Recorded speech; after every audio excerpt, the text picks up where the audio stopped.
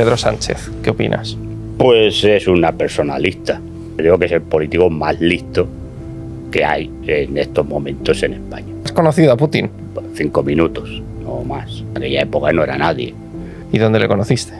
Pues en Dresde. ¿Qué opinas de Vladimir Putin? Ahora es presidente de Rusia. Creo que es una persona que ha levantado a Rusia después de los años de postración con Boris Yeltsin. El problema no es quién esté de gobierno, el problema es lo que haga en el gobierno. La democracia burguesa es simplemente un engañabobos para que la gente crea que tiene libertad porque mete una papeleta en una urna. Pablo Iglesias. Bueno, pues el líder del movimiento oportunista español. José Miguel Villarroya, muchísimas gracias por haber aceptado nuestra invitación, estar aquí con nosotros en este sofá de Hablando en Plata. Es un placer. Creo que eres la primera persona comunista de verdad que entrevisto a lo mejor en toda mi vida. O sea, eres un verdadero comunista. Pero bueno, aparte de comunista, aparte de marxista, que tú te denominas como marxista, eres también periodista deportivo. Así que, bueno, muchísimas gracias por estar con nosotros. Nada, pues un placer estar contigo, que me hayas invitado, un placer que me hayas invitado y bueno, espero que no sea el último comunista que conozcas en tu vida y que tengas el honor y el placer de entrevistarle. José Miguel, tú has comentado alguna vez que viviste en la República Democrática Alemana. La República Democrática Alemana era, bueno, pues un satélite de la Unión Soviética, era la Alemania oriental, bueno, pues de alguna manera regida por la Unión Soviética, ¿no? Era un estado policial. Tú viviste en ese estado. ¿Cómo se vivía allí? Bueno, primero hay que puntualizar. La RDA no era un estado satélite de la Unión Soviética. Era un país que formaba parte de lo que era el Pacto de Varsovia, pero tenía instituciones propias y algunas de ellas es verdad que como un sistema era, yo creo que dentro de lo que era el Pacto de Varsovia, era el que tenía un sistema político y estructural más parecido a la Unión Soviética, pero tenía su independencia. Es cierto que a nivel defensivo, bueno, pues como le pasaba también a la República Federal Alemana, pues había presencia de tropas soviéticas en la RDA, como había presencia de tropas estadounidenses, británicas o francesas en suelo de la República Federal Alemana. No, esto de Estado policial, esto es el mito, ¿no? Que hay que en la RDA no era ningún Estado policial. Es decir, la Stasi, que es lo que todo el mundo siempre saca de la República Democrática Alemana, era un servicio de información, secreto de información, pues como era el Bundesnachrichtendienst, que era el servicio secreto de la República Federal Alemana, como es la CIA en Estados Unidos, el MI6 en Gran Bretaña o el CNI en España. Y por lo tanto, lo que hacía era controlar la seguridad del Estado, tanto a nivel exterior como interior, pero no controlando a los ciudadanos de la RDA. Se controlaba a un ciudadano de la RDA si había sospechas de que pudiera cometer algún tipo de acto terrorista o que bien estuviera trabajando o pasando información a un servicio extranjero. Es decir, lo que hace cualquier servicio de tal. Por lo tanto, el cuento de que todo el mundo que vivía en la RDA era gente de la Stasi, esto es una comedia, y que la gente estaba vigilada unos con otros. Hay que decir que los archivos, los famosos archivos de la Stasi, se han demostrado que son falsos. Eso se inventó después de la unificación o la reunificación, como le quieras llamar, pero se han demostrado que son falsos. Es decir, que eso fue una invención totalmente. Por lo tanto, allí la gente vivía como se vivía en cualquier sitio. Me refiero al nivel de la vida de estar controlado. No, la gente iba a trabajar. Cuando terminaba de trabajar, pues o se iba a su casa o se iba a tomar algo, porque se podía tomar algo. Los fines de semana pues había fútbol, había cines, había teatros, había excursiones, había tal. Es decir, había discotecas, había vida nocturna, había muchísimas cosas como había aquí. Es decir, no estabas ahí controlado las 24 horas del día y además había que parece que cuando siempre sacan imágenes de los países de los antiguos países del este, lo único que sacan son desfiles, como si cada día estuviéramos desfilando todos.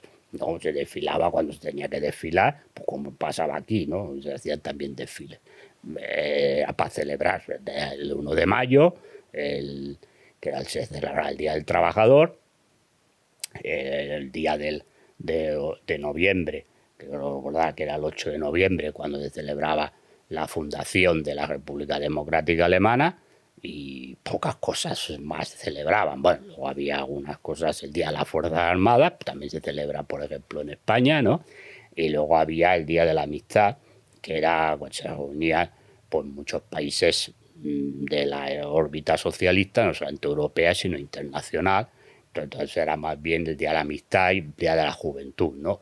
Pero eso quedaba más circunscrito, ¿no? Había mejor desfile de las delegaciones que venían, pero era más informal, no era tanto un desfile formal, pero luego más allá no había ningún tipo de desfile. Es decir, la gente no estaba desfilando todo el día y la sociedad no estaba organizada y tal. Es decir, las cosas eran mucho más normales de lo que nos vende el mito. Ahora, evidentemente, el mito interesa decir que era un estado policial, que la gente estaba controlada, que todo el mundo tenía micrófonos escondidos en casa, que el vecino denunciaba al vecino, que las familias se denunciaban entre ellos. Todo esto es falso. Pero en la Unión Soviética no se denunciaban entre ellos. O sea, ahora pasó a la Unión Soviética. No lo sé. A ver, vamos a ver. Que hubiera alguien que denunciara a alguien, pues bueno, también aquí hay gente que denuncia a otra persona. A ver, luego evidentemente no. Pero no había un mayor control del Estado hacia los ciudadanos en el caso de la RDA o en el caso de la Unión Soviética. En la vida privada no. Es decir, en la vida privada tú hacías tu vida normal y corriente. Es decir, a ver, el Estado lo que controlaba era la seguridad del Estado. Pero la vida privada de la gente no estaba. Es decir, a ver, claro, tú dices, hombre, es que una persona hacía algo que iba contra las leyes, bueno, y aquí también. Si yo hago algo aquí que va contra la ley, también vendrá el Estado y me detendrá, ¿no?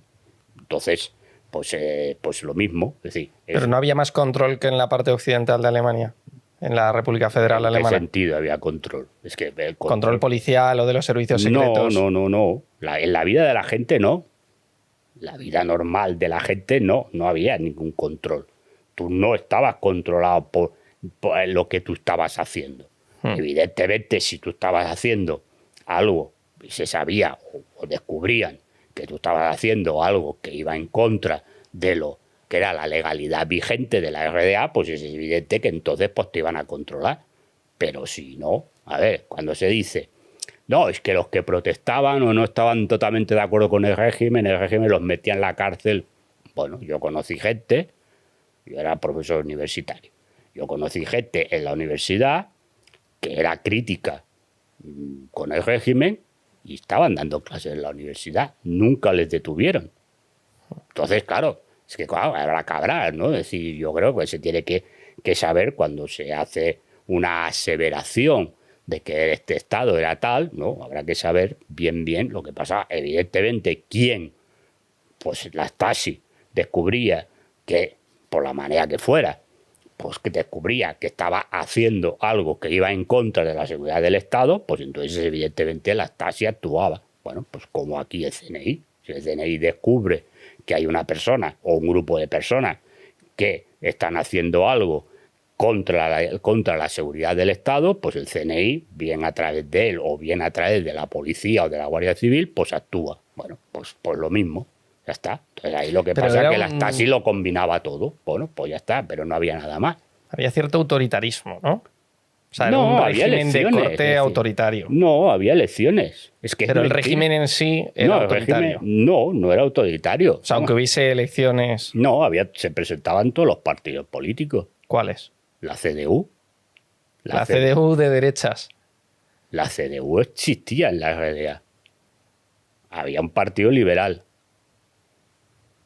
Claro. Incluso en los últimos años había un grupo que era ecologista, tipo los verdes que estaban en la República Federal Alemana.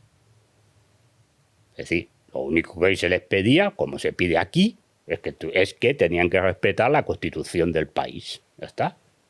Y las iglesias, estaba la Iglesia Católica y estaba la Iglesia Protestante. Con sus variantes. ¿Y entonces en qué se diferenciaba con la democracia que tenemos, por ejemplo, aquí en España o la que hay ahora en Alemania? Pues que los medios de producción eran propiedad del pueblo. Era del Estado, lo controlaba el Estado. Bueno, lo controlaba el Estado, lo controlaba el pueblo. Es decir, allí no había los medios de producción. Cuando hablo de los medios de producción me estoy refiriendo a las empresas. Allí no había empresas privadas. Ya está. Entonces las empresas eran estatalizadas. El Estado, es decir, a ver, no estaba el jefe del Estado controlando la empresa, sino se ponían a personas, es decir, las empresas las dirigían los trabajadores. Claro, se ponían había a personas del partido de... No, bueno, podía ser del partido o no, no todo el mundo que estaba, a ver, no todo el mundo militaba en el SET, que era el Partido Comunista. Es decir, que siempre ganaba las elecciones, el Partido Comunista. Bueno, pues ganaba, había las listas se presentaban donde con toda una serie de candidatos que la gente votaba a esos candidatos. Es decir, el sistema electoral de la RDA no era como el de aquí. Es decir, había toda una serie había una lista que se llamaba Frente Nacional. Entonces tú te hacías una lista donde se votaba a las personas. Entonces había una serie, tú votabas a una serie de personas por el partido que tú querías. Luego había la parte que le correspondía a tu barrio, a tu distrito, es decir, tú votabas a gente a la que tú conocías bien porque pertenecía a tu distrito, a tus fábricas, a la zona de tus sectores y luego los sindicatos, la parte agraria, es decir, entonces claro, ahí se ponía una cruz a las personas que tú querías votar, bueno, pues la gente votaba a quien le daba la gana, es decir, Lo que pasa es que siempre ganaría el Partido Comunista de forma aplastante, ¿no? Bueno, pues si ganaba porque la gente le votaba. Pero pues hombre, eso claro. No es algo sospechoso. Bueno, ¿o no? Bueno, decir, claro. La CDU, un voto. No, el Partido Comunista. No, la CDU. Millones. No, la CDU, mira, la CDU. ¿Tenía buena representación? Pues tenía 2 ministros. Claro, que la gente tendrá que saber. La CDU llegó a tener 2 ministros en el gobierno de Honecker. En el último gobierno de Honecker había 2 ministros de la CDU. Por lo tanto, es decir, claro, es que, por lo que repito, habrá que saber, porque claro, si nos quedamos, es que ganaba el SET. Bueno, ganaba el SET porque la gente le votaba. Claro, si vamos a creer, claro, si yo me tengo que creer, claro, aquí nos creemos que la gente gana este partido porque la gente le vota, bueno, por la misma regla de 3 no tenemos que creer que al otro gana porque la gente le vota. Sí, la gente le votaba, pero es que es más. Vamos a ver, había asambleas de barrio. Es decir, cada barrio, cada trozo de barrio tenía lo que se llamaba un representante de barrio. Y entonces se hacían asambleas donde iban todos los vecinos. Y ahí la gente explicaba los problemas que tenía. Entonces esa persona tomaba nota, ese representante tomaba nota, podía ser del SET o no podía ser del SET, es decir, no tenía nada que ver. Y entonces todo eso se trasladaba primero a la Junta del Distrito, pues muchas veces eran temas municipales, pero algunas veces eran temas que afectaban a problemas que podía tener la gente, sobre todo la gente joven. Pues, hubo también problemas de vivienda, porque en un momento hubo una explosión demográfica de muchos nacimientos y claro, yo me acuerdo los años, pues evidentemente también había un problema de construcción de vivienda. Bueno, pues mucha gente joven iba allí y hablaba, oiga, no hay problema de vivienda, etcétera, etcétera. Bueno, pues todo esto se trasladaba. Bueno, los gobiernos sabían lo que pasaba. La Constitución que se hace en el año 73, a ver, yo esto no lo vi, yo lo vi después, es una Constitución que se hace recogiendo muchas de las peticiones que se hacían en estos distritos de barrio. Es decir, por lo tanto, es una Constitución que era mucho más participativa y que recogía mucho más las peticiones de la gente que no la Constitución, porque tenemos aquí, que hicieron 4 señores o 5 señores y luego pusieron a votar a la gente y llevamos 50 años con la misma Constitución y hay un montón ya de gente que vive que no la ha votado ni sabe nada, ¿no? En cambio, esa Constitución allí pues se iba recogiendo y se iban incluyendo pues a partir de las generaciones posteriores, por los problemas nuevos que surgían por las generaciones, por las situaciones iban cambiando. Y entonces, bueno, pues se iba recogiendo. Es decir, que aquello de decir que la gente no participaba o la gente tal, pues no. Bueno, que había gente que a lo mejor no le gustaba lo que había, pues evidentemente a nadie no vas a encontrar una unanimidad de que todo el mundo esté de acuerdo con todo lo que pasa y todo lo que se hace. Pues evidentemente, pues había gente pues, que no estaba de acuerdo con eso, pero eran minoría muy minoritaria de todo el país. José Miguel, ¿y había cartillas de racionamiento? No. ¿No había una cartilla para comprar alimentos? No, lo que estaba era centralizado. Había lo que se llamaban los grandes almacenes, que eran el Mitropa, que se llamaba, que estaba centralizado. Es decir, no había como aquí que hay 200.000 tiendas. Entonces estaba centralizado el donde se compraba y la gente iba a comprar, pues podía ir a comprar cada día. No es aquello de que no, solo se podía comprar una vez a la semana. No, pues ir a comprar cada día y había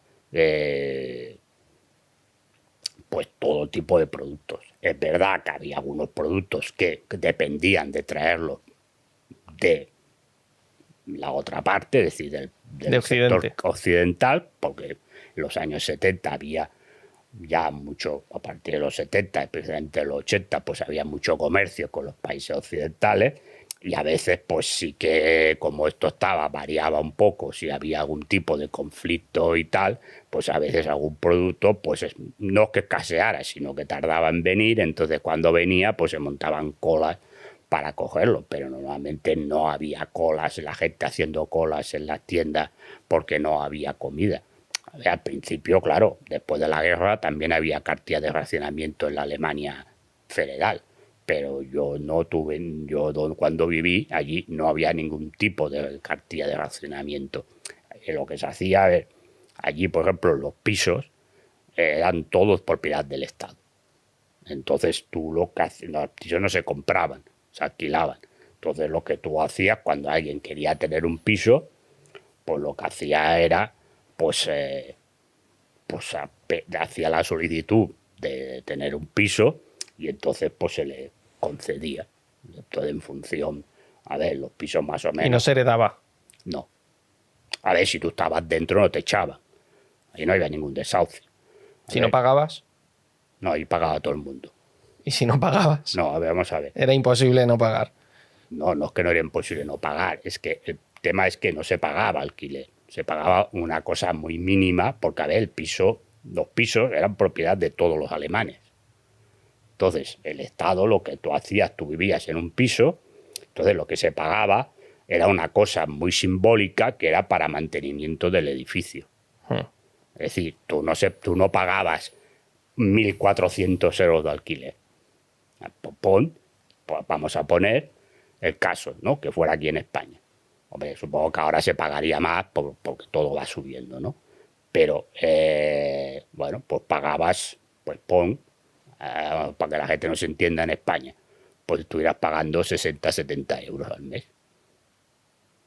Entonces, los pisos, cuando la familia, los que vivían, pues había fallecido por edad o por lo que fuera, pues si no quedaba nadie en el piso, pues entonces ese piso lo volvía a recuperar el Estado y se lo daba pues a otro, lo alquilaba, para entendernos, a otras personas que hubieran solicitado el piso. Sí, hombre, yo por ejemplo, si yo vivo con mi madre, piso, digamos, que la titularidad de mi madre ya fallece por tema de edad, yo si estoy dentro, pues me quedo el piso, no me echan. Ya. Simplemente el piso pasaría a mi titularidad, pero no titularidad mía de propiedad, sino titularidad mía de alquiler. No se desahuciaba a nadie se le echaba porque la gente pagaba. Es decir, nunca hubo ningún desahucio en la RDA por este tema. Después, los servicios básicos también se pagaba muy poco. La electricidad se pagaba, bueno, algún tema simbólico, el agua igual y el gas, porque todas las casas tenían calefacción, porque en invierno en Alemania hace mucho frío. Y entonces todas tenían su calefacción. Bueno, pues esto también se pagaba pues también un tema simbólico. Los transportes públicos igual, la sanidad era gratuita, toda la sanidad, toda la sanidad, incluidas las gafas, los dentistas, toda la sanidad gratuita. Además, era una sanidad integrada. Es decir, tú cuando ibas al centro de salud, para que la gente no se entienda, pues tú ibas primero a lo que es el médico de cabecera o de familia, como se diga. Bueno, pues este señor o señora pues te veía y decía, bueno, yo creo que aquí usted puede tener esto. Entonces, no como ahora que dice, bueno, le vamos a dar cita para el especialista. Te estás 8 años para que te vea. No, no.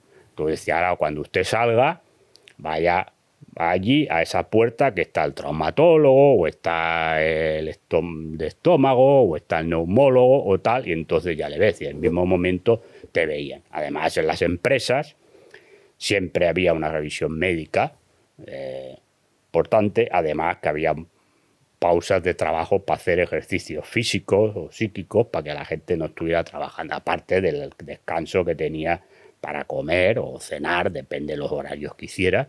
También había una pausa para realizar ejercicio físico, para pasear, es decir, se cuidaba mucho la salud de la gente. La educación igual, la educación era totalmente gratuita, desde la guardería hasta la universidad. Y si, por ejemplo, allí en Alemania, es distinto, por ejemplo, en España, que eso se mantiene, incluso también estaba en la otra Alemania, allí, por ejemplo, no hay en todas las ciudades todas las carreras, ¿no? Entonces, por ejemplo, si tú vivías en una ciudad y tú querías estudiar, por ejemplo, ingeniería, bueno, pues ingeniería resulta que donde estás en chico o chica viven no hay y tiene que ir a vivir a otro sitio. Bueno, pues entonces todas las universidades tenían pues unos pisos que eran específicos para los estudiantes que venían de otras ciudades y además tenían una beca pues para que pudieran comprar material escolar y aparte para que pudieran vivir y los padres no tuvieran que enviarles el dinero. José Miguel, lo que pasa es que me estás contando, o sea, un país que bueno, que por lo que me cuentas se vivía bien, sí. De forma austera, ¿no? Bueno, pero es que la austeridad... Pero que se vivía bien... No, pero es que el dinero es algo para intercambio, para comprar cosas, ¿no? Sí, bienes y servicios. Bienes y servicios, vale. Pero si tú, la mayor parte de esos bienes y servicios te los da el Estado, no necesitas ganar mucho dinero. No, los bienes, es decir, la comida, nadie se moría de hambre. Es decir, la comida se pagaba, evidentemente, pero no era gente que no pueda comer. Es decir, los precios estaban estipulados y regulados y no se podía pasar de un tope. Por lo tanto, la gente podía comprar. Los libros igual. Es decir, los libros había editoriales que eran del Estado, pero se publicaban los libros para los colegios o libros de literatura. Claro, pero te quiero decir que si se vivía tan bien, ¿cómo es que había gente que saltaba el muro al otro lado? Ya, o sea, porque saltaban el muro al Berlín Occidental. No, sí, había gente que saltaba, sí, pero... ¿Por qué saltaban? O sea, porque si les daban a elegir, daban a elegir entre el Occidente y Oriente... No, porque el sistema capitalista tiene una ventaja sobre el sistema comunista, que se vende mejor. ¿Sabes qué pasa? Hombre, pero cuando cayó el muro se vieron las diferencias. Y el Berlín Oriental... Sí, pero si vas ahora... Oriental no. Estaba anclado en los años 40. No. Eso eran los bloques que estaban cerca del muro. Pero si tú te ibas. Otra cosa es que sacaban la foto de los bloques que estaban al lado del muro, que eso no se tocaron. Pero si tú te ibas más para adentro, hombre, yo vivía en Berlín Este y no vivía muy lejos del muro. Las cosas eran distintas. Otra cosa es que, claro, luego se ha querido vender que todo el mundo vivía ahí en las ruinas de la Segunda Guerra Mundial, cosa que no es cierto, ¿no? Eso es mentira, otra mentira. Pero, a ver, lo que la gente tampoco sabe es que en los años, a partir de la Ostpolitik de Willy Brandt, y luego Helmut Schmidt la continúa, con Honecker en la RDA, se podía ver la televisión de la República Federal Alemana.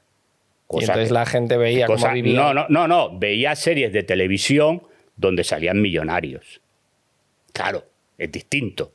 Entonces, claro, si tú ves una serie que en aquella época era muy famosa, que era Falcon Crest, y tú ves los viñedos y ves no sé qué, piensas que todo el mundo vive así. Claro, este es el tema.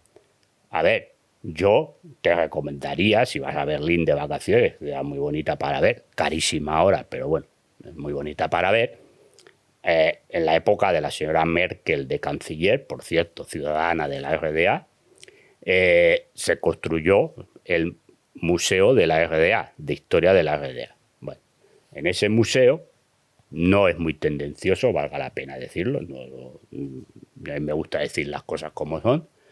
Verás que hay si no lo han quitado, ahora hace tiempo que no voy a Berlín, hay una placa, bueno, una especie de cartel o grande, como se quiera llamar, en una pared, donde te pone la gente que pasó de la RDA a la República Federal Alemana, la gente que pasó de la República Federal Alemana a la RDA, que también pasó mucha gente, y luego la gente que, habiendo pasado de la RDA a la República Federal Alemana, volvió a la RDA. Y verás que ganan los que pasaron a la RDA. Cosa que no se dice. Porque entre los que... de la gente... Pero también murió gente, ¿no? Porque les disparaban, no, mira, les disparaban en el muro. no. A ver, todas las muertes son desgraciadas. En los 40 años de existencia de la RDA, muertos por intentar cruzar el muro hay 120. Cuidado. Y repito, todas las muertes, a mí el tema de las muertes no me gusta hacer números, porque detrás de las muertes hay muerto una persona y hay una tragedia. Pero cuando se habla de la magnificencia, no, hay 120. Y hay 40 guardias fronterizos muertos, asesinados, por disparos desde el otro lado. Que esto tampoco se dice. Es decir, que este otro mito de que la gente salía corriendo de la RDA tampoco es cierto. Y pero además, entonces, ¿por qué querían cruzar? Porque veían que en Occidente la gente era millonaria. ¿Y por qué no te preguntas por qué había gente que cruzaba la RDA? Porque allí en Occidente pues veían que no tenían futuro y se volvían allí, que tenían sueldo gratis, Vale. Y entonces eso... Porque en el Berlín Oriental tenían sueldo. No, tenías todo cubierto, ¿no? Vale. Pues entonces... Aquí hay que trabajárselo. En el capitalismo. No hay quien trabaja y hay quien vive del trabajo de los demás. Cosa distinta. Y en la RDA los los gobernantes vivían a todo tren. No, hombre, no lo sé, el tren. Es decir, a ver, otro mito. Yo no veía a nadie que viviera a todo tren. ¿Tú crees que los dirigentes del Partido Comunista no vivían a todo tren en la RDA, mientras la gente vivía de forma pues muy austera? A ver, los que mandan siempre tienen alguna ventaja sobre los que no mandan. Claro. Pero a ver, una cosa es que tú... Hombre, Honecker y todos estos vivirían muy bien. No, pues Honecker vivía... A ver, yo sé que hay gente que dice que vivía en un palacete, antiguo palacete, cerca de Bansi, que es uno de los barrios más caros de... Bueno, yo no vi nunca a Honecker vivir en un palacete. Yo conocí gente... Pero en un piso humilde seguro que no vivían, como el resto de la población. Pues yo conocí a alguno que sí que vivía en un piso humilde. Sí. Y estaba en el gobierno de la RDA. Y conocí a gente que vivía en pisos humildes y estaban en el politburó de la URSS. Claro, es decir, había las dachas. Bueno, las dachas iban de vacaciones, pero también íbamos nosotros de vacaciones, pagados por el Estado. Es decir, si tú te vas ahora a la isla de Runge, que es una isla maravillosa, bonita en el Báltico, preciosa, ahora hay que pagar un pastizal. Y entonces iba gratis. Porque allí había unos palacetes que habían pertenecido a los Junkers prusianos, que estaban al servicio de la gente. Y ahora hay que pagarlos, pues son hoteles privados. Cerca de Berlín, los bosques, ahora no recuerdo cómo se llaman los bosques que rodean Berlín, bueno, cerca de lo que es Brandenburgo, pero los bosques tienen un nombre. Hay un balneario, que este balneario viene ya de la época imperial, de la época del Kaiser. Ese balneario se reformó porque quedó destruido por la guerra, y ese balneario era donde se hacían las vacaciones los trabajadores, la clase trabajadora. Hoy ese balneario hay que pagar. Luego el Estado pagaba vacaciones, no todos los años, porque no todos los años se pagaba vacaciones para salir de la RDA, pero se pagaban vacaciones, por ejemplo, al lago Balatón en Hungría. Tú ves ahora el lago Balatón en Hungría, a ver si te lo puedes pagar. Se pagaba a Praga, visitar Praga, ves ahora a ver si puedes pagarte Praga. Se pagaba viajes a la Unión Soviética, se pagaban viajes a Rumanía, incluso algunas veces se hacían viajes a Cuba, es decir, porque había los acuerdos con Cuba, con Mozambique, entonces a mucha gente se le pagaba. Es decir, claro, pero las vacaciones los trabajadores las tenían pagadas. Claro, es decir, y entonces ibas a sitios donde ahora tienes que pagar por ir. Claro, yo invito a la gente que hable con gente que ha vivido allí, que vivió allí, y que te digan, y que siguen viviendo, y ahora viven en un sistema capitalista, y es gente normal, porque claro, dirán, no, es que este que te está hablando, como es un comunista convencido, pues todo es maravilloso. No, yo que hablen con gente de la calle, gente ya mayor, evidentemente por tema de edad, pues cada vez vamos quedando menos, ¿no? Pero que hablen con gente, vayan de vacaciones a Alemania, la zona del este de Alemania, gente ya de una edad, a partir de 60 años, 50 y pico, 60 años, y les pregunten. Va a dar una encuesta amplia. Hombre, nostálgicos. No, nostálgicos de no. De la RDA no. y de la Unión Soviética en Rusia. Los hay igual que aquí en España hay nostálgicos. El problema, mira, el otro día me decía un amigo, un periodista deportivo que había estado en Uzbekistán por un tema de deportes, ¿no? Y que se encontró gente, bueno, que por la calle, bueno, hablando en los hoteles y tal, gente uzbecos, que le decían que, bueno, que estaban mejor antes que ahora. Es decir, que el problema no es que te creas o te dejes de creer nostálgico o dejes de creer. El tema es que la gente ha visto que, claro, había el chiste aquel que decía, los comunistas se han pasado el tiempo diciendo que el capitalismo era malo, ¿no? Y el problema es que al final tenían razón, ¿no? Claro. Es decir, este es el tema. Es decir, claro, en el capitalismo vives bien. No, vives bien si tienes dinero.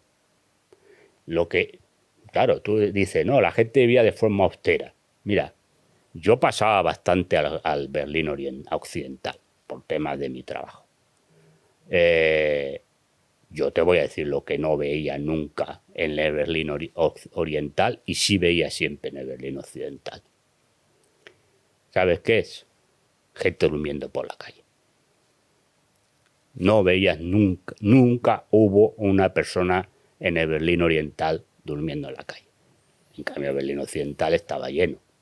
Entonces, ya eso te marca lo que era la diferencia.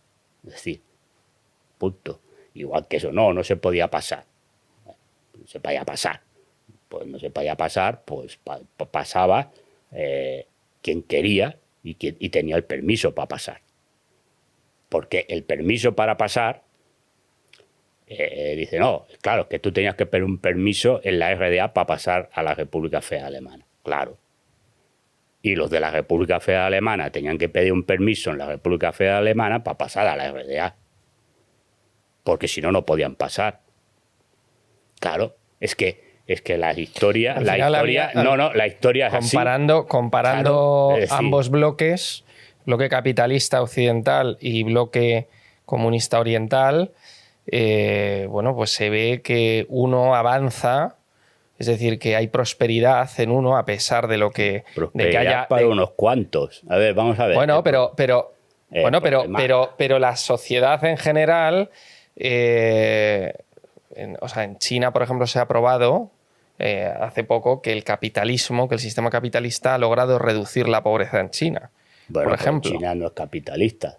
A ver. es un sistema capitalista de mercado. Lo que pasa es que lo gestiona una clase política, un partido político. No, a ver, China tiene... Es un capitalismo gestionado desde el Estado, pero sí que tiene implementado un sistema de mercado capitalista. A ver, tiene cosas del mercado. A ver, yo no es un modelo comunista que sea el que yo defienda. Bueno, yo defiendo el modelo comunista que yo viví en la RDA, pero vamos a ver, el sistema capitalista se basa en que el Estado no controla la producción, los medios de producción. Entonces, en China, es decir, las empresas son estatales, con parte de capital privado. Y las que son privadas, que haya pocas, el Estado controla en qué utilizan los beneficios. Entonces, en China, los beneficios de las empresas, fundamentalmente, aparte de este trozo privado, que entonces hay estos multimillonarios chinos que los hay, yo no lo voy a negar porque están ahí, pero la gran parte del beneficio que obtienen estas empresas se dedican a mejoras de la población civil. Entonces, claro, esto no es el capitalismo. Porque el capitalismo, el beneficio de la empresa es para el bolsillo del empresario, la mayoría del dinero. Es decir, no va a parar a mejoras para la población. Va al bolsillo del empresario o al bolsillo de los accionistas de la empresa. Por lo tanto, el sistema capitalista se basa en la riqueza de unos pocos. Sí, y con un poco de suerte, pues le suben el salario a los trabajadores. En cambio, en China lo que hacen... Pasa que la población civil tiene la oportunidad... En China lo que han hecho es coger el beneficio de estas grandes empresas y erradicar la pobreza extrema. Y establecer un sistema sanitario totalmente público, una educación totalmente pública, unos servicios sociales para gente que necesita problemas y tal, gente que se queda mayor, sola, tal, lo que sea, totalmente gratuito. Claro, eso no lo hace el sistema capitalista. Pero, José Miguel, en el sistema capitalista cualquier persona tiene la oportunidad de poder medrar y de poder crecer en su profesión, de poder ganar cada vez más dinero y de poder tener una vida mejor para él y para los suyos. A ver, vamos. En un sistema comunista pero el estás sistema enquistado. Comunista, ¿para qué quieres ganar dinero? Claro, pero estás enquistado. No, ¿cómo que estás enquistado? Pues claro que asciendes también. Si tú eres una persona, no digo en la política, si tú eres una persona capacitada, pues, con una preparación académica y luego tú das unos buenos resultados en el puesto de trabajo en el que estás, pues también te van ascendiendo en el trabajo. Hombre, no vas a ser dinero, siempre, no vas a ser, a ver, ¿quieres ganar dinero para tener una casa mejor, para tener un coche mejor? Pero pero claro, porque tú estás pensando en una manera capitalista. Yo pienso en una manera comunista. Es decir, ¿para qué quiero una casa mejor? Para estar más cómodo. Pero si ya estás cómodo. Es decir, o que te piensas que vivíamos en cajas de zapatos. O te piensas que vivíamos en cajas de zapatos. Ahora sí que la gente vive en cajas de zapatos. Que se están pagando por zulos 1.000 euros. Claro. O simplemente porque quieras. Es decir, si te quieres comprar, ¿por qué el Estado te tiene que prohibir? ¿Por qué el Estado te tiene que prohibir? Pero si es que el Estado te está prohibiendo nada. Porque tiene prohibida la propiedad privada. Claro, porque la propiedad privada lo que lleva es la desigualdad. Es decir, vamos a ver, la propiedad privada están gestionando mi vida desde el Estado. No te está gestionando nada. Porque me prohíben tener una casa más grande que el de enfrente. Es un problema de ver las cosas. Tú estás hablando desde una visión capitalista. Entonces, tú lo que quieres es ganar dinero. Bueno, claro, en el sistema capitalista eso está bien. Y no me dejan. Pero si tú hubieras nacido en un país comunista, la educación que te hubieran dado es una educación basada en los valores de la solidaridad. ¿La doctrina? No es doctrina. Es la misma doctrina que aquí, que te dicen que lo importante es que tú triunfes, aunque sea machacando a los demás. No, pues esto está la misma doctrina. Y que si los pobres son pobres es porque son idiotas. Que esto también es la doctrina. ¿No? Y que lo importante es el individuo y que el individuo crezca y que el individuo llegue a lo máximo. Y que si tú vales, pues son mentiras. Porque luego vemos que el hijo de fulanito colocado, el primo de sotanito colocado, el no sé qué colocado y el otro colocado, gente que la mayoría de las veces son una pandilla de inútiles, ¿no? Pero están ahí no por sus méritos propios, que nos venden aquí la meritocracia. No, la meritocracia Hombre, de su gente familia. que sí que sea de la tener, merito- no, me- claro que hay que gente. tenga mérito. Claro que hay gente que llega por mérito. Pero si Y a miramos. través del mérito no se puede llegar En un sistema comunista, por el mérito, tú también llegas arriba. Hombre, también se llega porque todo, no voy a poner que o porque todo es seas hijo maravilloso. de un jefe del partido. Pues también tendrás más posibilidades. Yo no te voy a decir que todo sea maravilloso porque Que también hay maravilloso enchufismo, no existe. Bueno, pero el enchufismo será menor porque mira, el problema es que si uno es tonto, aunque sea hijo de no sé quién, en el sistema comunista no lo ponen. Ya está. Es decir, a ver, porque en el sistema comunista el otro día, pues bueno, se celebraba, ¿no?, el aniversario de la creación de la RDA, que ya no existe, pero bueno, se creaba, se celebraba en Berlín, y Hans Modrow, que fue el último secretario general del SET y el último presidente de la RDA, por cierto, un señor que, bueno, digamos que su actitud en el mantenimiento de la RDA deja que desear, pero bueno, dio, y al final, pues bueno, supongo que se habrá arrepentido con los años, ya es muy mayor, ya debe tener 90 o por ahí.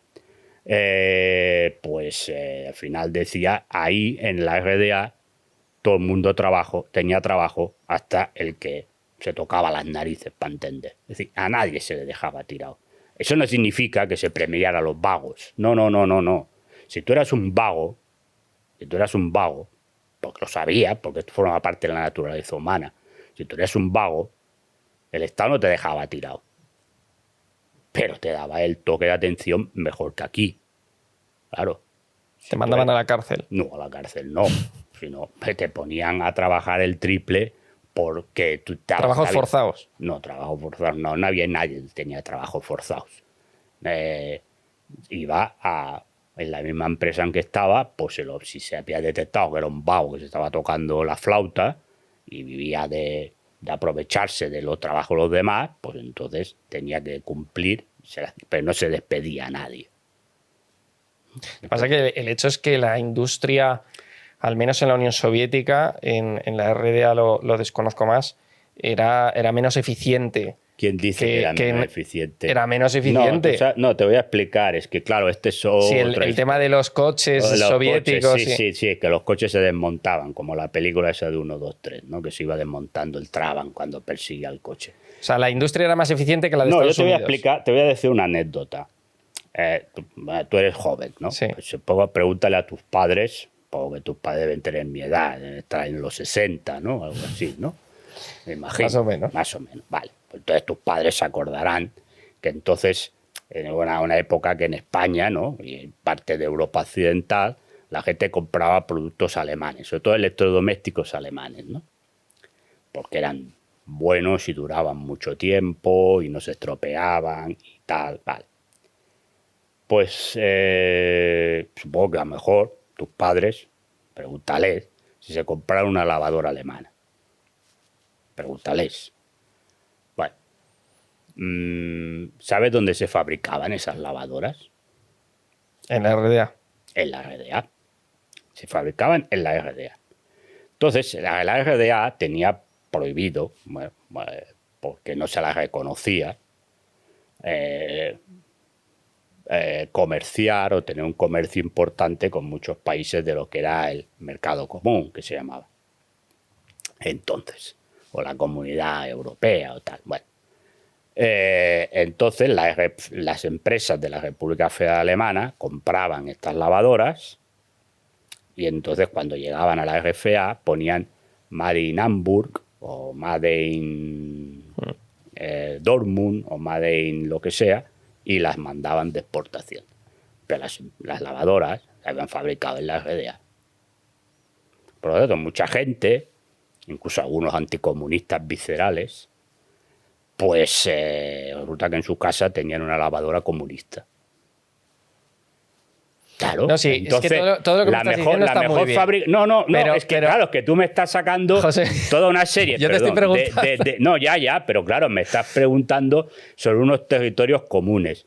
José Miguel, si es que a mí me parece muy bien todo lo que me estabas diciendo, lo que pasa es que me sigue chirriando una cosa del comunismo, que es que no te dejan hacer o no te dejan tener todo lo que tú quieras. Es decir, es lo que quiera el Estado o lo que te mande el gobernante de turno. Tienes que tener una casa, no puedes tener 4. Tienes que tener, o sea, no hay libertad. Pero no hay libertad. A ver, no, pero tú me estás hablando de libertad para poseer. Para poseer. Porque tú quieres poseer. Vamos a ver. Pero volvemos a lo para mismo. poderme mover o para. Pero ¿quién te dice que no te puedes mover? Claro que te puedes mover. Es decir, a ver, pero estamos hablando de temas distintos. Hombre, no te dejan ir a Occidente. Y los de Occidente no te dejan ir a los países comunistas. Vamos a ver, es que volvemos a lo mismo. No, es que no se podía ir de la RDA a la República Federal Alemana. Mira, no, claro, es que hay que saber un poco de historia, porque si no nos perdemos. A ver, la RFA se funda antes que la RDA, en marzo de 1949. Y la RDA no se funda hasta noviembre de 1949. Vale. Si tú te lees las leyes fundamentales de la República Federal Alemana, que siguen siendo la Constitución actual, lo que pasa es que esto lo han quitado, evidentemente, porque ya no tiene validez, se considera a la RDA culpable, bueno, la RDA, la zona soviética que ellos llaman cuando se crean las leyes fundamentales, culpable de la división alemana. Y por lo tanto no se reconoce, cuando se funda la RDA, no se reconoce la RDA por parte de la República Federal Alemana. Por lo tanto, quien impide que haya viajes entre la República Federal Alemana y la RDA, quien primero lo impide es Konrad Adenauer, canciller de la República Federal Alemana. Y esa prohibición se mantiene hasta mediados de los 70, que entra Willy Brandt con el SPD de canciller alemán. Entonces, a partir de ahí se abre, se empiezan a dar permisos, es decir, solamente había permisos muy especiales si se podía, en la época si se podía tú podías demostrar que tenías un familiar en la RDA y que estaba enfermo o se estaba muriendo. Entonces te daban un permiso especial. Pero si no, no podías viajar. Es decir, era la República Federal Alemana la que impedía que ciudadanos de la República Federal Alemana viajaran a la RDA. Y por lo tanto, los de la RDA tampoco podían ir a la República Federal Alemana, salvo que te fueras porque te ibas exiliado, para entenderlo. Esta es la realidad. Es decir, quien pone la prohibición a la raíz de que la RDA, la RFA, levanta la prohibición, la RDA también la levanta. Y por lo tanto la gente va viajando. Es decir, y había mucho turismo de la República Federal Alemana en la RDA, y científicos de la RDA participan en congresos en la Alemania Occidental, se empieza a participar partidos de fútbol o lo que tú quieras entre equipos. ¿Y tema censura? ¿Había censura? Pues como la había en todos los sitios. Es decir, o sea, ¿podías ver películas de la parte occidental? No, porque no ver películas de tampoco, Hollywood. A partir de los 80 sí. Antes no. Antes no, pero antes tampoco ellos dejaban ver películas que se hacían en la parte comunista. Claro. Eran buenas las de la parte comunista. Pues en la RDA había películas buenas, no tenía que ver que porque sean comunistas que las películas sean malas, ¿no? Hay una película que se llama La vida de los otros. Sí, una porquería mentirosa de la película. Es todo mentira. Vamos a ver. O sea, que la Stasi vigilaba a la gente y eso es mentira. La Stasi vigilaba a quien tenía que vigilar. No estaba vigilando a toda la población alemana. Vigilaba a quien tenía que vigilar. Entonces, la película esta lo que cuenta es una milonga. Es decir, pues claro, parte de que ese profesor pues era crítico con el régimen. Bueno, pues si era crítico con el régimen se le investigaba, como aquí. Porque si aquí alguien es crítico con el sistema, también lo investigan. Punto. Ya está, ¿no? Casos tenemos muchos y ahora últimamente, ¿no? Si te acusan de que eres agente del Kremlin y no sé cuántas cosas más. Bueno, pues entonces, es decir, si el sistema entiende que... ¿A ti te han investigado? No lo sé. Pues claro, a lo mejor sí, claro. Porque claro, según la película La vida de los otros, la estás investigado y no se enteraba nadie. Pues entonces igual me han investigado y no me he enterado. Pero me da igual, se deben aburrir mucho, pues mi vida es bastante aburrida, ¿no? Entonces, sí, claro, es que lo que no se puede hacer es que una cosa que tú defiendas en tu país porque te parece maravilloso que se haga, se lo critiques a otro país por hacer lo mismo. Claro. Es decir, si a nosotros nos parece maravilloso que en España se investigue a alguien que va en contra del sistema o que puede poner en cuestión o en riesgo el sistema, nos parece maravilloso. Lo que no podemos hacer es luego criticar pues, a la RDA o a Venezuela o a Cuba por hacer lo mismo. Claro, ya está. Es decir, es que, claro, habrá que ser coherente con lo que se pide. Porque entonces, si queremos la libertad absoluta, pues también la libertad absoluta aquí en España. Y que la gente pueda hacer lo que le dé la gana y decir lo que le dé la gana y no la investiguen. Pero entonces, claro, diremos, oiga, por la seguridad, ¿no? Porque fíjese, si no, los islamistas hacen lo que les da la gana. Bueno, pues lo mismo que se investiga a los islamistas, porque claro, para encontrar a los islamistas también se ponen escuchas, ¿no? Y se infiltra gente. Hombre, pero... Ah, no. Bueno, claro, no, yo estoy poniendo un ejemplo. No es lo mismo investigar a terroristas que a ciudadanos. Bueno, es que la RDA sufrió atentados de gente, porque cuando se habla del muro, no, es que el muro se hizo para que la gente no saltara. Bueno, que la gente no se entera de nada. El muro no cerraba Berlín Oriental. Lo que estaba cerrado era Berlín Occidental. A ver si a la gente le entra. O sea, porque la gente del Berlín Occidental querían ir al Oriental. No. Es que hasta que no se construyó el muro en el año 61, lo que había era por ahí se podía pasar quien le diera la gana. De un lado a otro. Porque no había nada. Bueno, había unas vallas, así unas alambradas y todo esto. Pues, esto lo podía pasar quien le diera la gana. Tampoco había mucho tal. Bueno, entonces pasa... Muchos, a partir de Berlín Occidental, que era donde más fácil lo tenían para pasar, pasan muchos grupos que cometen actos terroristas en la RDA. La RDA sufre atentados terroristas en instalaciones básicas. Esto no se explica, ni se dice. O sea, el muro se hace para proteger. Para proteger, para controlar la gente que podría entrar desde el Berlín Occidental. Es decir, la gente, a ver, si la gente quería salir de la RDA y la República Federal Alemana compartían una frontera kilométrica. Kilométrica. Es decir, si la gente se quería ir, se podía ir por muchos sitios. Entonces, el muro se construye fundamentalmente porque desde Berlín Occidental está la base. Hay una base del Bundesnachrichtendienst, que es el servicio secreto de la República Federal Alemana, y de la CIA, donde se van metiendo mercenarios, muchos de ellos antiguos miembros de las SS o de la Gestapo, o de asociados de otros países del este que habían formado parte de estas organizaciones. Y se dedican a montar actos contra la RDA, actos subversivos, es decir, de propaganda, etcétera, mandan folletos, etcétera. Entonces, todo eso lo que estaba poniendo en riesgo era la seguridad del Estado. Entonces, el Estado se tiene que defender. Entonces, si aquí el Estado se defiende, he puesto el peligro islamista porque es lo que tenemos ahora más a mano para ver. Bueno, pues si el Estado se defiende, y nos parece bien que el Estado se defienda, pues no podemos criticar que otro Estado también se defienda de los ataques. ¿Ya está? José Miguel, ¿por qué colapsa la Unión Soviética? Pues porque la traicionan desde dentro. O sea, ¿no crees que porque... No, porque la traicionan desde dentro.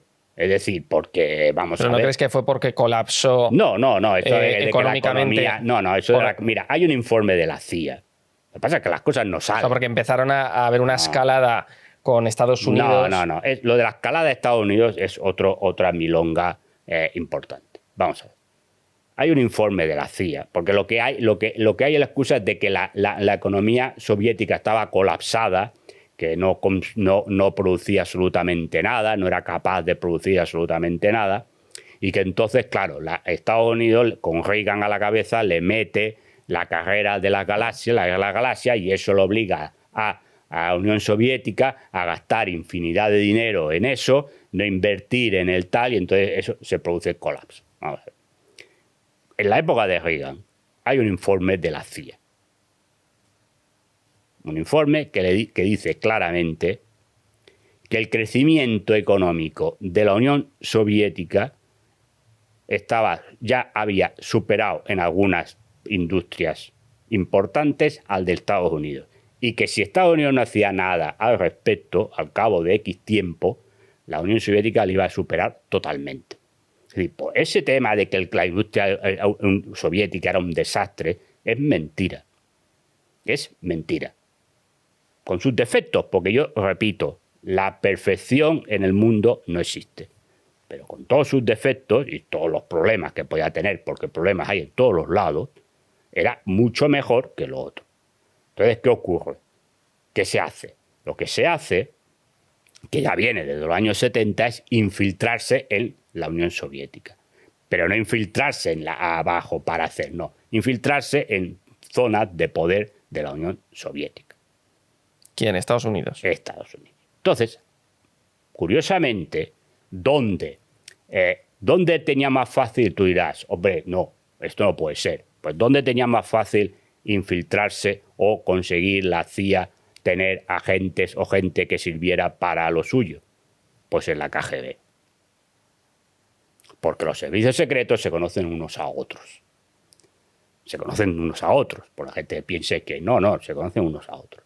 Entonces hay una parte de gente de la KGB, gente joven, en ese momento de la KGB, que empieza a coquetear con la CIA, que empieza a recibir determinados fondos de fundaciones, que tal y que cual, que bueno, luego se han visto que también pagan a otra gente, ¿no? Ahora, que ya no existe, pero bueno.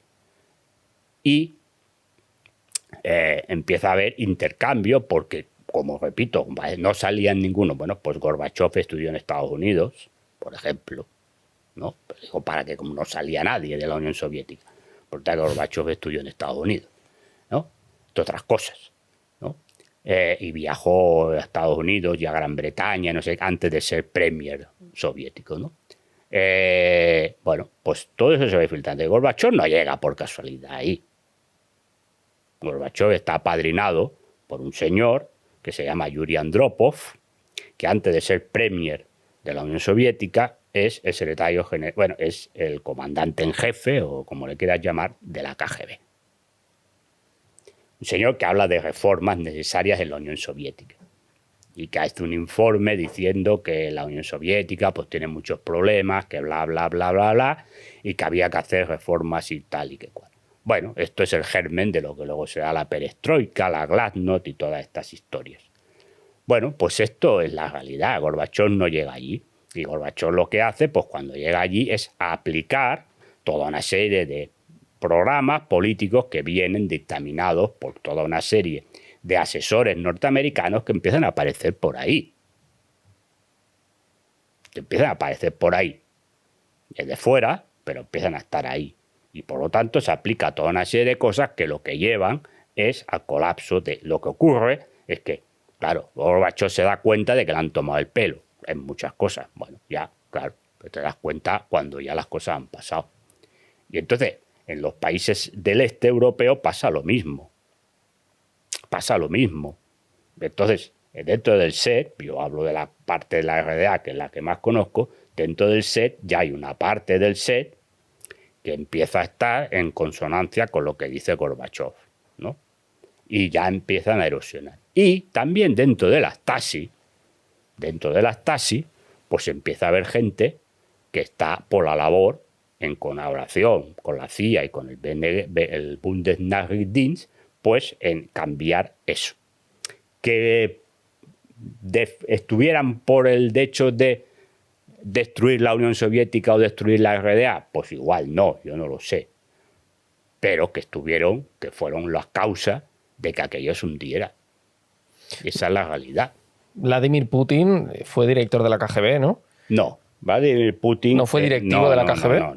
No, te explico. Vladimir Putin era el jefe de la KGB que estaba en Dresden, en la República Democrática Alemana, que dependía de la sede de Leningrado.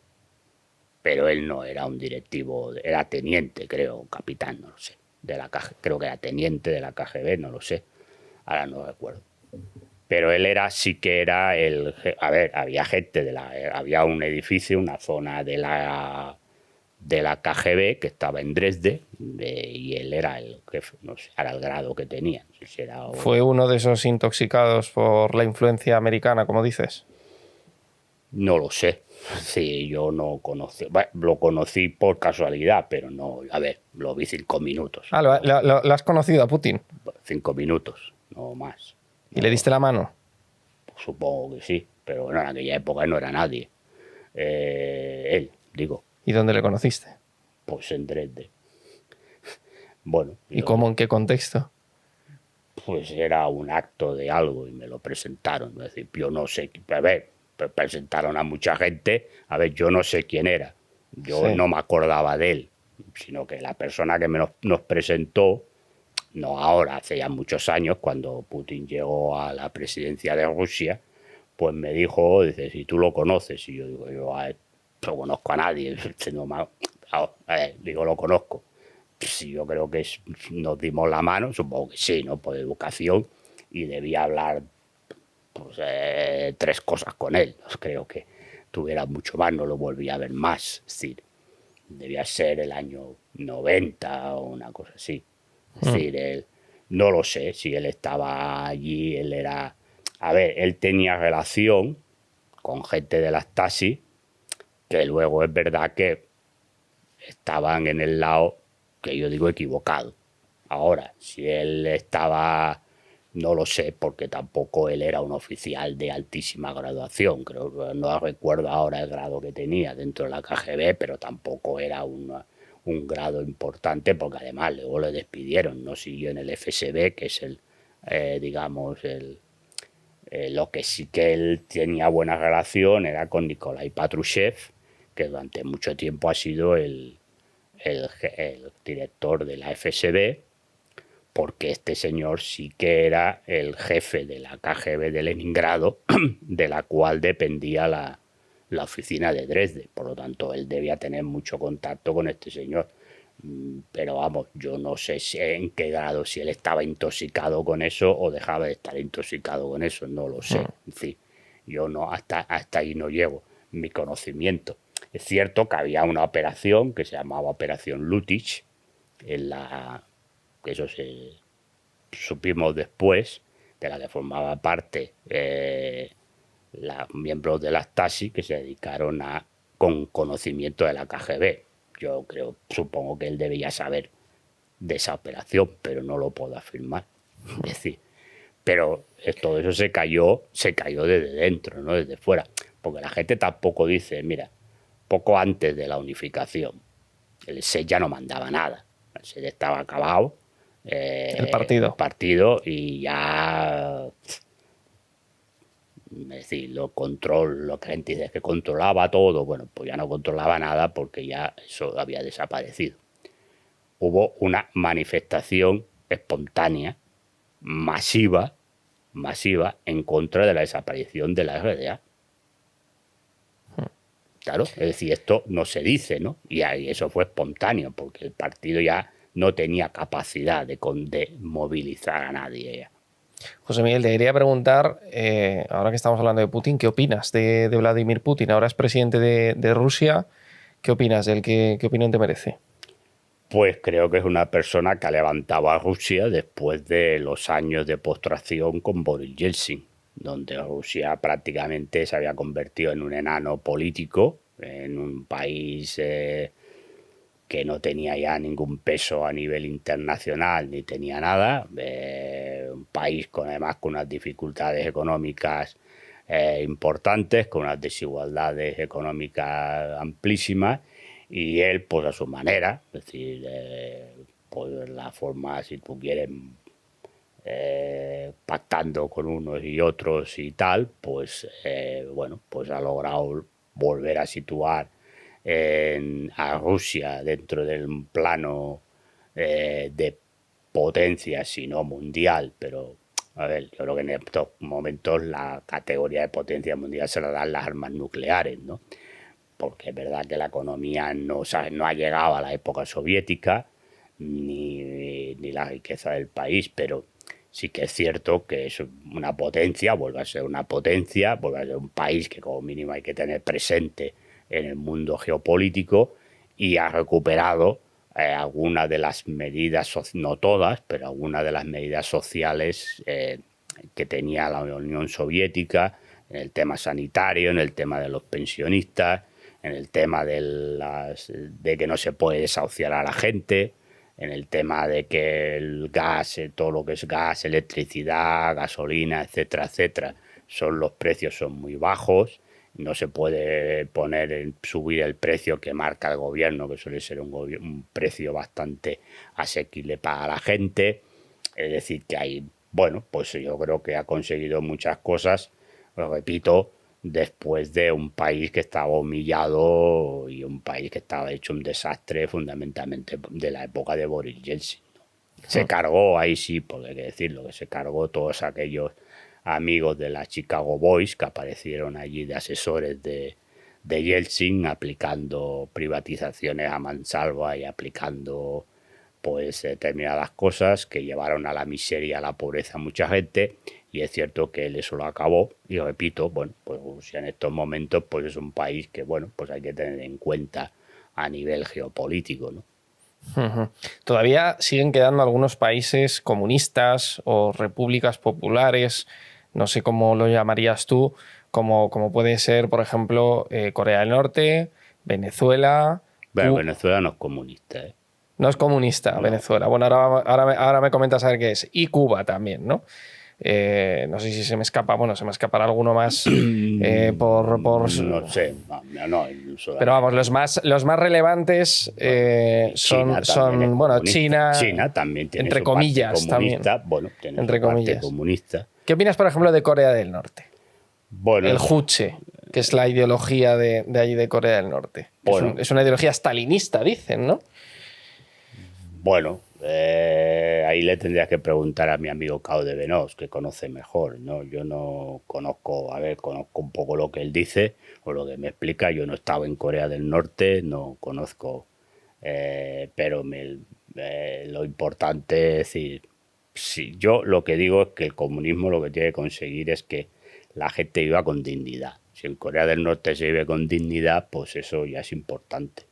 Yo el sistema concreto tal como es no lo conozco. Bueno, pero es conocido que hay campos de trabajo, campos de concentración. Bueno, pero no, una cosa son campos de trabajo. Campos de trabajo a lo mejor, pues yo no lo sé. Es decir, sí, lo decía el mismo Cao de Venós. Bueno, pues si te lo ha dicho él, pues... No, a mí no, lo ha dicho en televisión. Bueno, pues puedes entrevistar, no hay ningún problema. Es una persona bastante asequible para entrevistar. Bueno, si hay campos de trabajo, los campos de trabajo a veces se hacen pues para una manera de reinsertar a la gente dentro de la sociedad. Es decir, no necesariamente un campo de trabajo tiene que tener... Es verdad que todos asociamos un campo de trabajo a los nazis, ¿no? No todo tiene que ser eso. Hombre, yo me refiero a trabajos forzados. Bueno, yo no sé si hay trabajo forzado o no lo hay.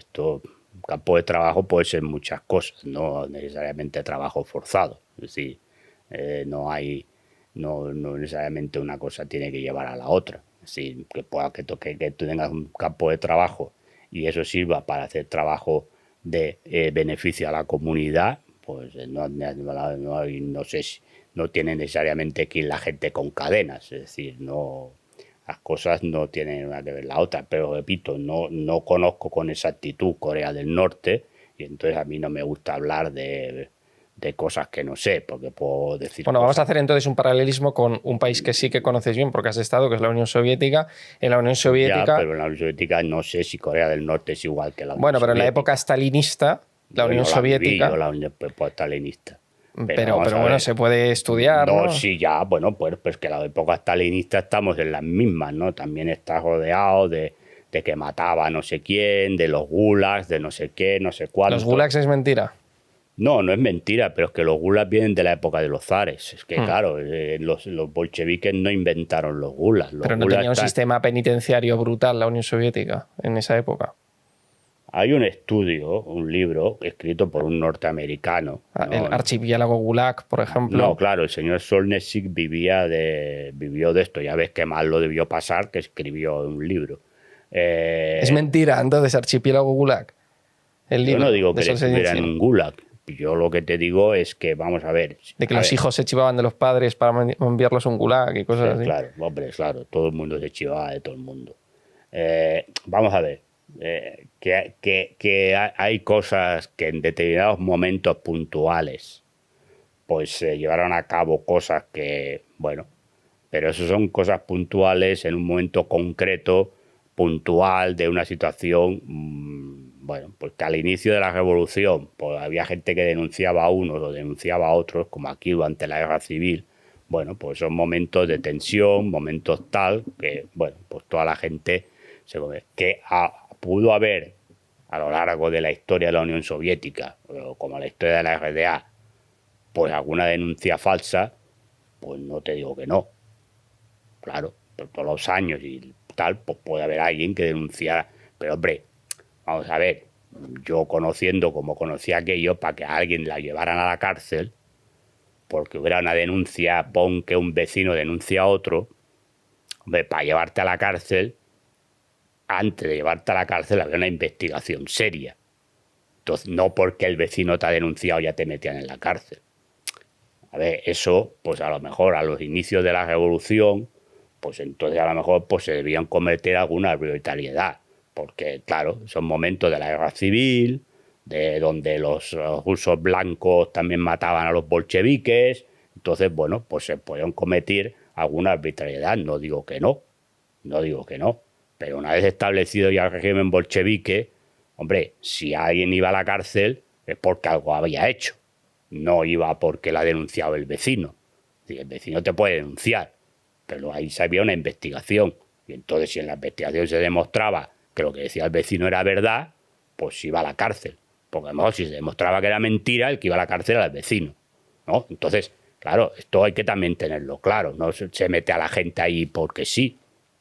Entonces, claro, el tema de los gulags de Stalin, que mató no sé cuánta gente, hombre, pues claro, tú vas allí y resulta que hay un estudio que precisamente nunca se ha sacado, bueno, sí que se publicó, pero igual que otros libros sobre el Gulag le están dando, del universo Gulag, le están dando unas vueltas de tal, es una cosa que se llama El Terror Rojo, un libro, no recuerdo, del historiador norteamericano, y es norteamericano, no es un señor, un historiador norteamericano, que ahí verás que el 98% prácticamente de las poblaciones de los Gulag eran pues personas que habían cometido delitos comunes. Es decir, un ladrón, un violador, un pederasta, un asesino, no por delitos políticos. Claro. Y entonces, ¿qué se vende de los Gulag? No, que todo el mundo que estaba en contra de Stalin estaba allí en el Gulag. ¿Y no era verdad que los delincuentes comunes los consideraban amigos del pueblo porque eran producto de un sistema burgués y que por eso eran ladrones? No, estaba hablando de la época, una cosa es la época de Lenin, una cosa es en los primeros años de la revolución. No, digo la época de Stalin. No, en la época de Stalin el que robaba estaba robando a un camarada. Sí. Por lo tanto iba a la cárcel. No, claro, pero digo que a los delincuentes comunes. No, los delincuentes comunes. Se les consideraban como presos por encima de los delincuentes políticos. Bueno, yo no sé cómo funcionaban los Gulag. Es decir, eso también lo explican, ¿no? No sé. Yo lo que hay es. Porque los consideraban víctimas del antiguo sistema burgués. Y por eso se habían convertido en ladrones. No, víctima de la de su burgués, no. Es decir, si tú estás robando en un sistema socialista, no eres víctima del imperio burgués, porque el imperio burgués ya no existe. Entonces estás robando. A ver, gente que robaba en el mundo socialista, claro que había gente que robaba. En la realidad también había, eso forma parte de la naturaleza humana. gente que le robaba cosas a otras personas, pero no, pero claro que iban a la cárcel o iban a centros de reeducación. Pues le puedes poner el nombre, claro, el centro de reeducación suena muy mal. Bueno, pues como aquí, como se le llaman aquí. Bueno, pues ya está, ¿no? Centro de integración. Bueno, pues es lo mismo. Piensa que los centros de reeducación le estaban pegando paliza. No, se le enseñaba a integrarse, a no robar e integrarse en la sociedad. Es decir, no se le estaba pegando paliza cada 5 minutos. José Miguel, volviendo a lo que te preguntaba antes de Corea del Norte, esto, claro, en Corea del Norte no hay democracia. Es un sistema, Bueno, es una dictadura. bueno, ¿A ti qué te parece eso? pero vamos a ver, el problema es decir, yo pregunto y Es decir, no hay posibilidad de elección. Hay bueno, un líder y ya está. Bueno, y que aquí, encima es hereditario. bueno, a ver, pues repito, el problema no es quién esté en el gobierno, el problema es lo que haga en el gobierno. Es decir, aquí puedes votar. Bueno, votes a quien votes, haces la misma política. Está. Lo que pasa es que a la gente la tienen engañada, ¿no? Es decir, piensan que la democracia es la libertad, la democracia es una jaula de oro, que la gente se cree que es libre, pero está prisionera. Pues la democracia burguesa es simplemente un engañabobos para que la gente crea que tiene libertad porque mete una papeleta en una urna. Bueno, pues la papeleta en la urna vale para lo que vale. Porque sí, claro, tú puedes decir, bueno, pero es que puede entrar el PSOE, o entra el PP, o entra Vox, o entra Podemos, o entra el Sunsum Corda. Pero es igual, porque al final todos los que están ahí en el Congreso de los Diputados son simples gerentes. Los que mandan son gente que no están en los Congresos de los Diputados. Son las grandes corporaciones, los fondos de inversión, toda esta gente es la que manda, las entidades financieras. Todo esto es el capital, es el que manda. Y por lo tanto, el poder político simplemente es un poder gerencial que hace de gerencia del capital privado, que son los que mandan. Entonces tú puedes votar a quien te dé la gana. ¿Vale? ¿Tienes libertad para votar a quien te dé la gana? Sí, pero no la tienes. A ti te hacen creer que tienes libertad, porque tú estás votando a los mismos, con diferentes colores, pero que son los mismos, porque sirven a los mismos. Sirven a los intereses de los mismos. Y las legislaciones que hacen, las hacen para proteger y beneficiar los intereses de una minoría, que es la minoría que controla el sistema. Entonces, la democracia burguesa no existe, es una comedia. Entonces, claro, es que en otros sitios no votan. Bueno, ¿y votar para qué quieres votar? Lo importante no es votar o no votar.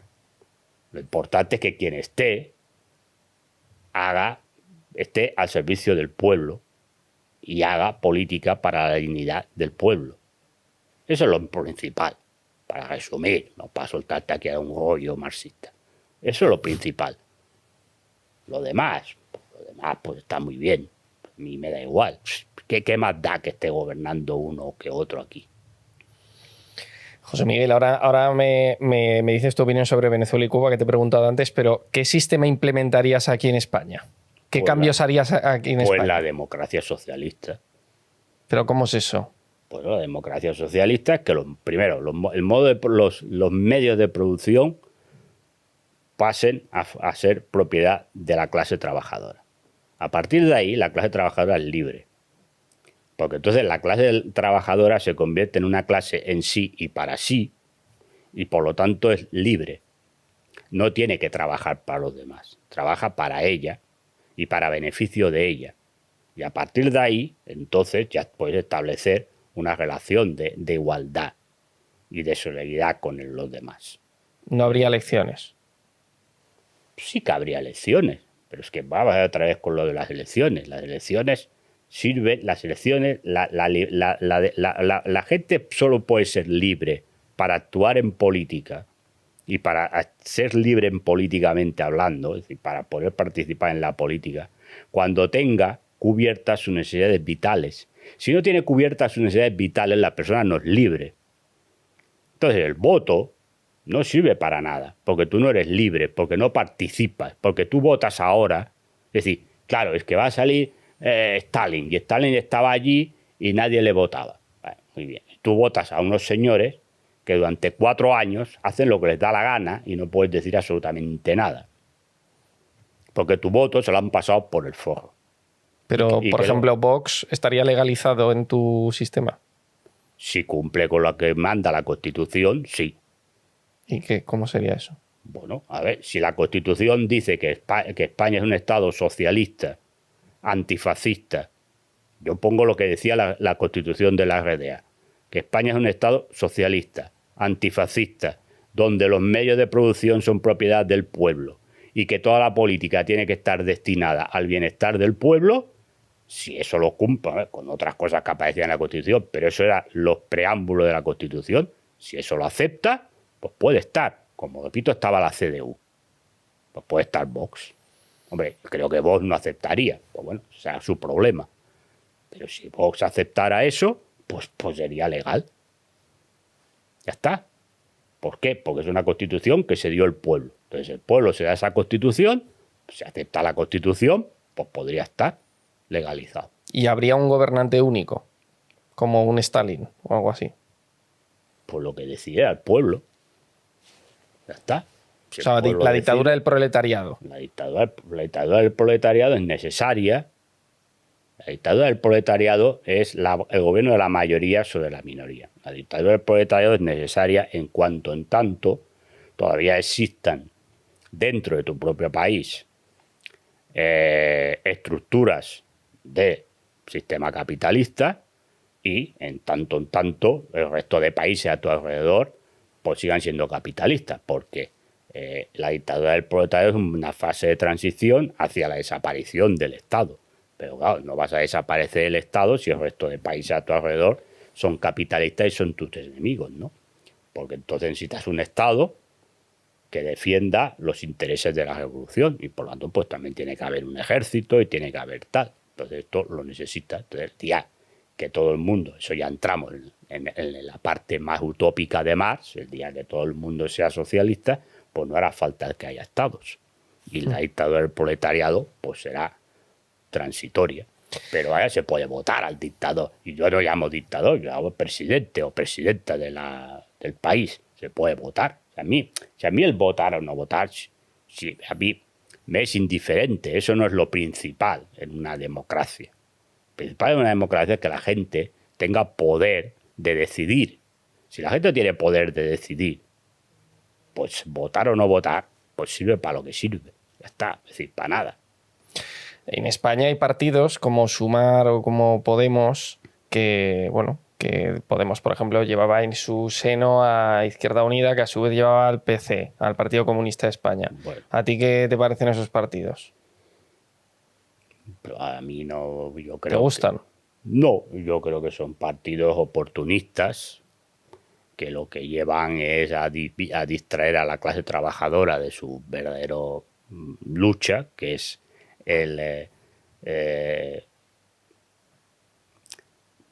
si no hacen la revolución, pues como mínimo conseguir que las diferencias sociales no sean tan grandes, ¿no? Entonces lo que han hecho es de convertir las luchas en la lucha de colectivos. Entonces, y además los colectivos enfrentados entre ellos. Entonces es una pieza del capitalismo para llevar al individualismo personal de la gente y, por lo tanto, evidentemente, pues aquello que llamaba Stalin el oportunismo histórico, los oportunistas históricos que son el principal enemigo de la clase trabajadora. Esto es lo que es Sumar y Podemos. Bueno, el PC en España pues ha derivado en lo que ha derivado, Izquierda Unida, por desgracia, también ha derivado en lo que ha derivado, y entonces hoy en día la clase trabajadora española pues no tiene a quien le defienda. Este es el principal problema. Estábamos hablando de Podemos. Podemos decían que tenía vínculos, bueno, los tenía con Venezuela. Algunos fundadores de Podemos tenían vínculos con Venezuela. Venezuela siempre se ha dicho que es una dictadura comunista. No, lo dice la derecha española, que debería... A ver... Venezuela, antes me has dicho que no es comunista. No es comunista. ¿Qué es? No, es un país que hizo un tránsito a un socialismo, si tú quieres, que llaman ellos bolivariano, no sé qué, pero a ver, las estructuras económicas de Venezuela son capitalistas, las estructuras de clase siguen siendo capitalistas, y ahí no ha habido en ningún momento la toma de los medios de producción por parte del Estado. Es decir, allí siguen operando todas las empresas capitalistas que operaban antes, sigue habiendo una división social de estructuras sociales como sistema capitalista. Únicamente es verdad que ha habido pues un apoyo más explícito a lo que son las clases desfavorecidas. Lo que se ha hecho es las ganancias, fundamentalmente, que durante muchos años llegaron de la exportación de petróleo, pues a invertir, ¿no?, en las clases más desfavorecidas. Ha acabado con el analfabetismo, es el país que tiene cero analfabetismo en Latinoamérica. Gracias también con apoyo cubano, pues ha puesto una sanidad universal que no la tenía. Y yo creo que el problema que tiene Venezuela en estos momentos fundamentalmente le viene de la mano del bloqueo de Estados Unidos o del embargo de Estados Unidos, que impide a que muchas empresas, pues porque ya no es un bloqueo al país, es un embargo a empresas, es decir, empresas que comercien con Venezuela pues tienen una sanción importante. Pero el Estado venezolano, antes has dicho que las empresas no están en manos del Estado. Tiene algunas sí, ¿no? Bueno, algunas sí. El petróleo también lo manejan. Sí, pero no es, pero tampoco es totalmente estatalizada o nacionalizada. También España tiene una empresa nacionalizada y no nadie va a decir que también estaba el PP con la empresa nacionalizada y nadie dijo que era un país comunista, ¿no? Pero yo creo que el problema fundamental que tiene Venezuela es este. Hombre, y para... Luego hay cárceles brutales en Venezuela. Sí, habla y en Ecuador también, y en El Salvador también, y en Honduras también, y en... Bueno, donde se practican torturas. Y en México también, sí, y en El Salvador también. No lo digo, ¿no? Porque claro, es que parece que solamente las cosas pasan en Venezuela, ¿no? Porque claro, vemos cómo están las cárceles de El Salvador con el señor Bukele, ¿no? Entonces, claro, es decir, vuelvo a decirte lo que te he dicho casi al inicio. Claro, pero es que la diferencia es que en las cárceles de Bukele se meten a delincuentes, pandilleros y tal, y en Venezuela se han metido a presos políticos. No, sabemos que Bukele no tiene presos políticos, pregunto. ¿Usted lo sabe? No, yo lo pregunto porque como tú aseveras que en Venezuela solo hay presos políticos en las cárceles... No, solo no. Que Bukele presos comunes no tiene a nadie, digo, si tú lo sabes... Pero presos políticos sí que sé que ha habido en Venezuela. En El Salvador no lo sé, pero en Venezuela sí. No, presos políticos no. Gente que ha intentado dar un golpe de Estado que es distinto. No, hombre. Eso no es preso. Yo he entrevistado a disidentes venezolanos. Sí, claro. ¿Qué han hecho? ¿Qué han hecho? Por decir solamente. No, hombre, participaban en partidos de la oposición, pero no eran dirigentes. No dieron ningún golpe de Estado ni intentaron dar un golpe de Estado. Si tú estás en un partido político que intenta dar un golpe de Estado, entonces tú también eres responsable, aunque seas un militante de base. ¿No? Porque, claro, a ver. Te tienes que comer cárcel con torturas. Bueno, este es tu problema. Si tú estás en un partido político, entiendo que tú estarás de acuerdo con lo que hace ese partido político. Si ese partido político intenta dar un golpe de Estado, pues entonces tú también eres responsable. Si no, te vas antes, porque imagino que lo vas a saber. Hombre, vamos a ver. No, es que hay gente de los disidentes. Hombre, por cierto, los disidentes, la mayoría están en Madrid viviendo de puta madre, con perdón, mejor que la mayoría de los españoles.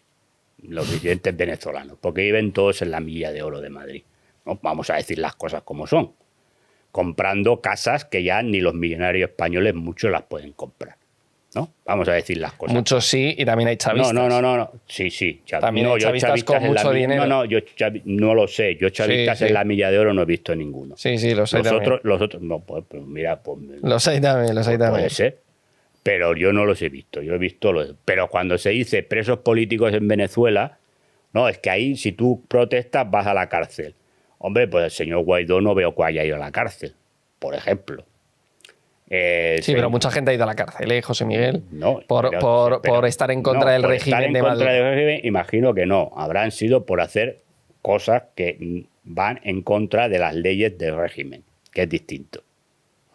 Claro, volvemos a decir lo mismo. A ver, si tú haces algo que va en contra de la legalidad, yo no sé cuál es las penas que hay en Venezuela. Pero imagino que si vas a hacer algo... Pero aunque lo diga la legalidad, ¿es justo hacer eso? Bueno, sec dura, dura lex, sec lex, ¿no? Que decían los romanos. La ley es dura, pero hay que cumplirla. Esto lo he escuchado yo aquí de mucha gente, ¿no? O sea, las leyes de Nuremberg contra los judíos eran justas. Vamos a ver. Y si no se cumplía, pues también... Ya, pero a ver, claro, aquí entras en un dilema moral. Claro. No. Pero claro, tú hablas, ¿las leyes de Nuremberg eran justas o injustas? Esto es un dilema moral. Pero la Alemania nazi era un país legal, ¿no? Es decir... Ganó las elecciones. Bueno, Hitler no ganó las elecciones, pero luego gobernó por... No, pero es porque dices que es legal. No, claro, era un país legal. Por lo tanto, hace unas leyes. El tema es si las leyes las consideramos que son morales o inmorales. Pero las leyes son las que son. Entonces, evidentemente, la gente tiene obligación de cumplir la legalidad. Claro. Es decir, lo que pasa es que nosotros podemos entender, y ahí entrará en tu tema ideológico o en el tema moral, claro. Es que si no son morales, al final hay una especie de obligación de incumplirlas. Bueno, sí, pero te arriesgas a que te caiga la pena si no la cumples, ¿no? Claro, ya decía Santo Tomás de Aquino que el tiranicidio estaba permitido si con el tiranicidio salvabas más vidas, porque matabas a uno para salvar a más, con lo cual entre dos males, pues elegimos el mal menor, ¿no? ¿Vale? Sí, de acuerdo. Evidentemente, yo si hubiera vivido en la Alemania nazi, pues hubiera estado en la oposición y me hubiera puesto a esas leyes, pero claro, también con el riesgo, claro. Pero entonces tú dices... Vale, ahora pasemos esto a Venezuela. Vale, pues muy bien, pero yo te vuelvo a decir lo mismo. Pero ¿Venezuela tiene alguna ley que dice que a la gente hay que meterla en una cámara de gas? No. ¿Venezuela tiene una ley que discrimine a la gente por su raza, su religión, su color de piel, su procedencia? No.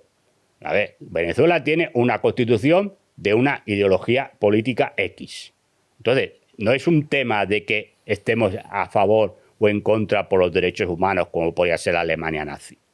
No. Venezuela no tiene ninguna en su constitución, no hay ningún artículo que discrimine a nadie ni vaya en contra de los derechos humanos. En Venezuela hay elecciones, ¿verdad? Y se hacen elecciones y los observadores internacionales que van de muchas organizaciones, que van de la ONU, que van de la CDE, que van de muchos sitios, dicen que no ha habido pucherazo. Por lo tanto, gana Maduro. Antes ganaba Hugo Chávez, ahora gana Maduro. Bueno, gana... No, gana no. Entre comillas. Entre comillas. Porque las últimas elecciones... No. Las últimas elecciones... No están verificadas. Bueno, los organismos internacionales dicen que están verificadas. Luego salió diciendo que no, justo cuando habían vuelto a Estados Unidos. Casualidad, ¿no? Pero las elecciones las gana. Bueno, pues hay elecciones. Se presenta la oposición. Hacen actos electorales. Hacen mítines. Hacen de todo. Cosa que, por ejemplo, en la Alemania nazi no se podía hacer.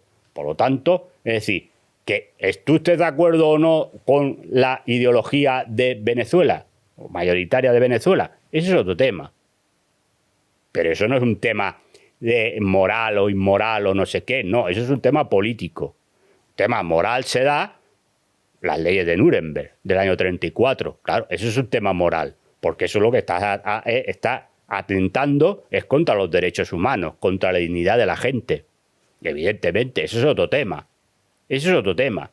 Y otra cosa es que yo diga, por ejemplo, si yo no estoy de acuerdo con la Constitución española porque es una constitución burguesa, es un tema ideológico.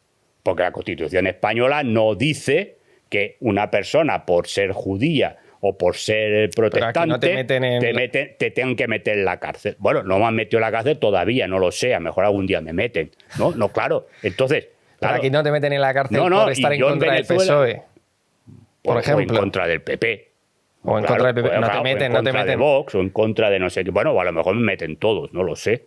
Claro. De momento no nos meten en la cárcel pero en Venezuela, hombre, yo en Venezuela veo discrepar. pero yo en Venezuela veo gente que está todo el día dando mítines en la calle y no está en la cárcel. Claro, es que habrá que ver, ¿no? Porque yo veo al señor Guaidó que está cada día dando mítines por la calle y no está en la cárcel. Y está dando mítines contra Maduro y contra la Constitución bolivariana y no está en la cárcel.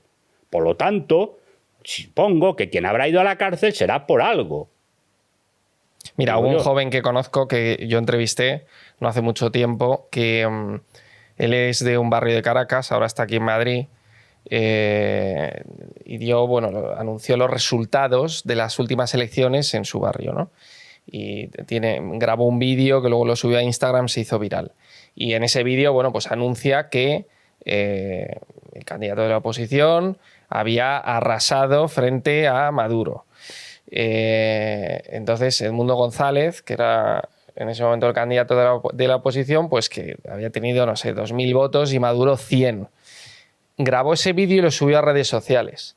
Y la policía le empezó a investigar a raíz de ese vídeo y tuvo que huir de Venezuela porque el mismo Estado le había cancelado el pasaporte para que no pudiese huir. Es decir, lo iban a meter preso, como a otras personas que él conocía. Y él ahora está aquí en Madrid y él me contaba, entre lágrimas, que estaba aquí en Madrid, que había tenido que dejar a su familia, que él quería volver a su país, pero claro, la situación tal y como estaba, solamente por subir un vídeo con los resultados de las elecciones. Entonces, ¿eso cómo lo llamas? No lo sé. José Bueno, Miguel. eso es lo que explica él, no lo sé. ¿Eso es lo que explica él? No, es que no lo sé, es que, vamos a ver, yo no lo sé, claro, es decir, yo ahí... Es un chaval muy joven, ¿eh? O sea, que no es... Bueno, ya, pero que te investiguen, a ver, la gente que te investiguen tampoco significa que te vayan a meter en la cárcel. Claro, no lo sé. Yo no conozco las peculiaridades de todo lo que pasa en el mundo. Si te empiezan a investigar allí en Venezuela a ti, ¿tú huirías o te quedarías allí? Pues que a lo mejor me están investigando aquí, yo no lo sé. A lo mejor prefiero saber si me investigan o no me investigan. Igual me están investigando aquí también por las cosas que digo, ¿no? Pues por lo tanto, bueno, pues el tema es lo que es. Yo no lo sé. Yo vuelvo a repetir, no hay nada perfecto en el mundo. Por lo tanto, posiblemente se cometerán errores, arbitrariedades en todos los sitios. Pues en Venezuela seguramente también. Pero lo que no se puede hacer es la brocha gorda. De decir, no, es que los presos allí, toda la gente que es disidente está en la cárcel. Pues no. Porque si todo el mundo que es disidente está en la cárcel, pues Edmundo González hubiera ido a la cárcel, no fue. Guaidó hubiera ido a la cárcel, no ha ido. Y un montón de gente que sale a protestar a las calles de Venezuela contra Maduro no van a la cárcel. Pues por lo tanto, es decir, entonces, que se haya podido cometer alguna arbitrariedad, como el caso este que tú me cuentas, bueno, pues posiblemente sí, si yo no te lo voy a discutir.